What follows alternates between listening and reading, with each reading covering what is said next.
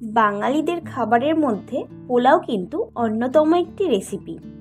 এই পোলাও কিভাবে পারফেক্টভাবে বানানো যায় সেটাই আজ আমি আপনাদের এই ভিডিওর মাধ্যমে করে দেখাবো। বাই দ্য ওয়ে, আপনারা দেখছেন ডাকুয়ার রান্নাঘর, আর সঙ্গে আছি আমি প্রিয়াঙ্কা। আর আজকের রেসিপি ঝরঝরে সাদা পোলাও। এই পোলাও রেসিপিটি কিন্তু একদমই ইজি। এই পোলাও করার জন্যই সবার প্রথমে আমি নিয়ে নিচ্ছি 1 কাপ গোবিন্দভোগ চাল। এটা কিন্তু মেপে নেওয়াটা খুবই ইম্পর্টেন্ট, নইলে কিন্তু আপনার পোলাওটা পারফেক্টভাবে তৈরি নাও হতে পারে। এরপরে আমি এই চালটাকে ধুয়ে নেব। ধুয়ে নেওয়ার জন্য কিছুটা পরিমাণ জল দিয়ে এটাকে আমি আলতো করে জাস্ট বুলিয়ে ধুয়ে নেব। এই চালটাকে কিন্তু একদমই চটকে চটকে ধোয়া যাবে না। আর আমি এই চালটাকে জাস্ট একবারই ধুয়ে নেব। ধোয়া হয়ে গেলে এই যে নোংরা যে জলটা বেরোবে সেই জলটাকে ফেলে দিতে হবে। এরপরে একটি বড় থালা কিংবা যে কোনো একটি বড় পাত্র নিয়ে নিলেই হবে। এরপরে চালটার জলটা ঝরিয়ে আমি থালাটার উপরে ভালো করে মেলে দেব, যাতে চালের জলগুলো খুব সুন্দরভাবে শুকিয়ে যায় কিংবা টেনে যায়। এটাকে আপনারা চাইলে কিন্তু পাখার নিচেও মেলে রাখতে পারেন, সেক্ষেত্রে কিন্তু খুব তাড়াতাড়ি জলটা শুকিয়ে যাবে। এরপরে আমি চালটাকে খুব সুন্দর করে শুকিয়ে নিয়ে চলে এসেছি। আপনারা নিশ্চয়ই দেখে বুঝতে পাচ্ছেন চালটা কিন্তু খুব সুন্দর ঝুরঝুরে হয়ে গেছে এবং চালটার জলটাও কিন্তু খুব সুন্দর শুকিয়ে গেছে। এরপরে কিছু মশলা অ্যাড করব, তাই সবার প্রথমেই দিয়ে দিচ্ছি 1 চা চামচ পরিমাণ গরম মশলা, 1 চা চামচ পরিমাণ আদা বাটা, আর দিচ্ছি আমি 2 চা চামচ পরিমাণ ঘি।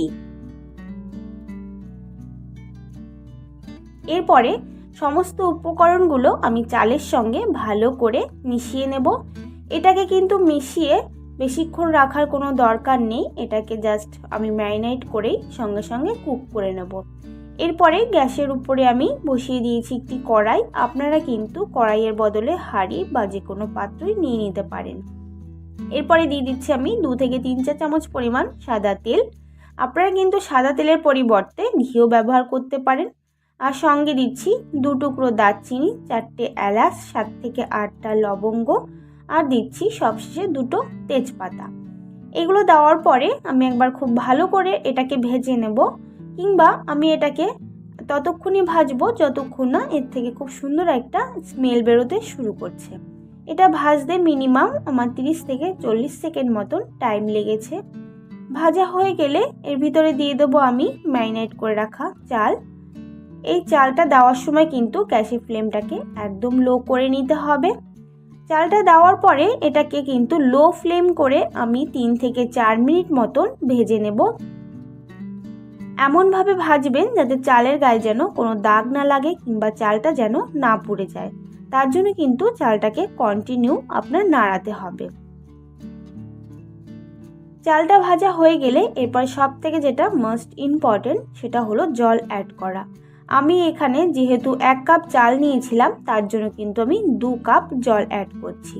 মানে আপনারা ঠিক যতটা পরিমাণ চাল নেবেন ঠিক তার ডবলটা জল ব্যবহার করতে হবে। এরপরে দিয়ে দিচ্ছি 1 চা চামচ নুন আর 1 চা চামচ পরিমাণ চিনি, আর সঙ্গে দিচ্ছি 2টো চেরা কাঁচা লঙ্কা। আপনারা যারা যেরকম ঝাল পছন্দ করেন সেই হিসেবে কিন্তু আপনারা লঙ্কাটা ব্যবহার করতে পারেন।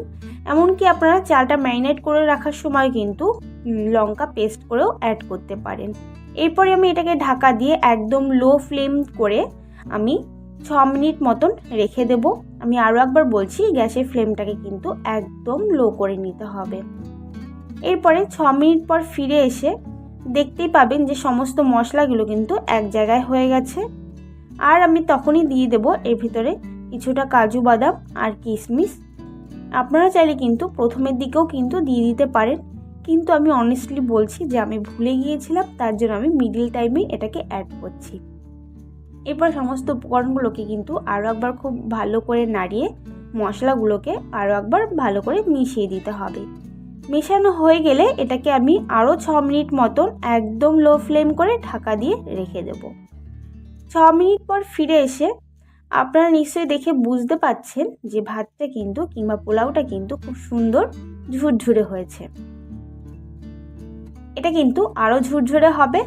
যখন এটা ঠান্ডা হয়ে যাবে তখন আরও সুন্দর ঝুরঝুরে হয়ে যাবে।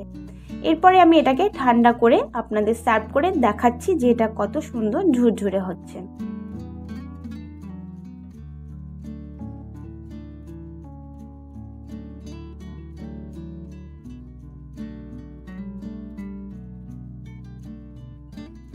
আপনারা নিশ্চয়ই দেখে বুঝতে পারছেন পোলাওটা কিন্তু খুব সুন্দর ঝুরঝুরে হয়েছে।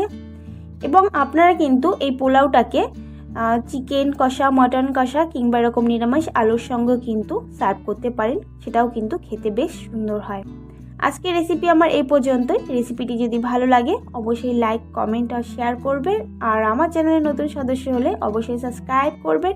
ভালো থাকবেন, সুস্থ থাকবেন। জয় হিন্দ, বন্দে মাতারাম।